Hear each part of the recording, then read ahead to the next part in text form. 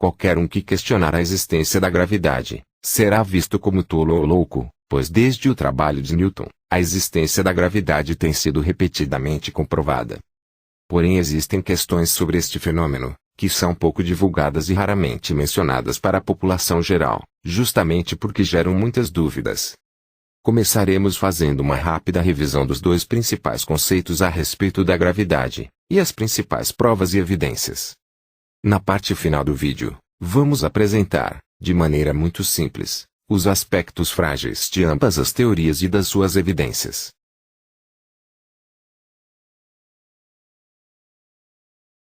Gravitação universal, Newton. Por volta de 1680, Isaac Newton postulou a existência de uma força que atrai todas as coisas para o centro da Terra, que chamou de gravidade. Na sua obra Principia, extrapolou esta ideia para os movimentos dos corpos celestes e, baseando-se na terceira lei de Kepler, formulou a equação da força de atração da gravidade, com o seguinte enunciado: a atração entre dois corpos é proporcional ao produto de suas massas, e inversamente proporcional ao quadrado da distância que os separa. Nesta mesma obra, propôs ainda um problema para sua própria teoria, chamado problema dos N-corpos, onde se buscava obter uma fórmula que previsse a interação gravitacional entre mais de dois corpos. Henry Cavendish, com seu experimento da balança de torção, obteve a confirmação da existência da força de atração postulada por Newton, assim como a primeira medição do que ficou conhecido como constante de gravitação universal ou constante de Newton. Relatividade geral, Einstein. Em 1915, Einstein postulou que a gravidade não era uma força de atração, como Newton afirmava, mas sim, o efeito da deformação do tecido espaço-tempo. Esta deformação seria causada pela presença de objetos massivos, e a primeira grande confirmação de sua teoria veio com a observação de eclipses solares, onde, de acordo com as suas predições, a luz de algumas estrelas apresentavam trajetórias desviadas, devido à deformação no espaço-tempo causada pela massa do Sol. Em setembro de 2015, houve a primeira detecção das ondas gravitacionais pelo LIGO 2, ondas estas também previstas por Einstein. Agora que já apresentamos as evidências mais usadas em favor da existência da gravidade, vamos analisá-las e apresentar seus pontos falhos. Existem dois problemas principais com o experimento da balança de torção de Cavendish. Primeiro, não é possível repeti-lo em nenhuma condição diferente das CNTP, ou seja, este experimento só se mostra válido no ar atmosférico e ao nível do mar. Em quaisquer outras condições ou ambientes, na água ou no vácuo por exemplo, a experiência fracassa em mostrar a força de atração entre as massas.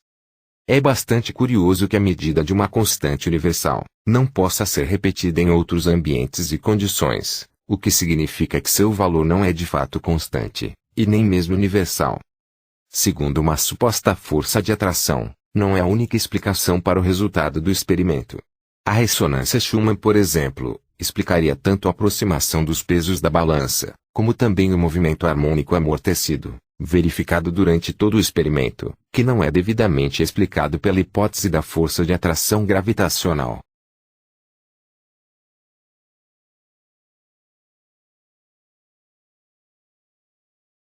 Problema dos N-corpos. Ele não é chamado de problema sem motivo, pois é um enigma indigesto e sem solução para aqueles que defendem a existência da força da gravidade, como veremos neste modelo.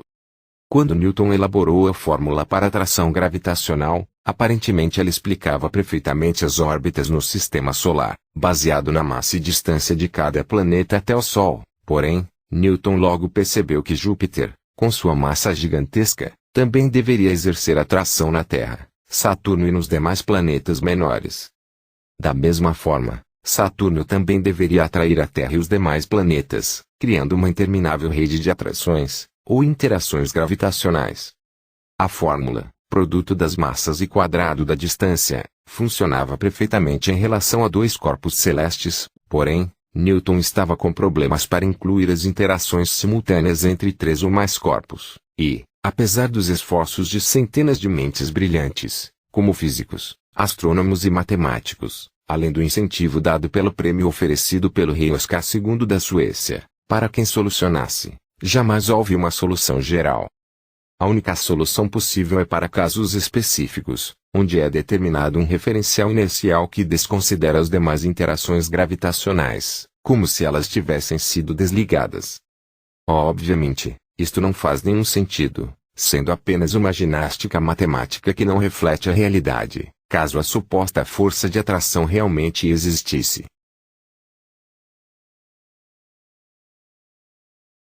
Quando Einstein alegou que o tempo e espaço sofrem deformação pela presença de corpos massivos, ele incorreu em diversos erros científicos.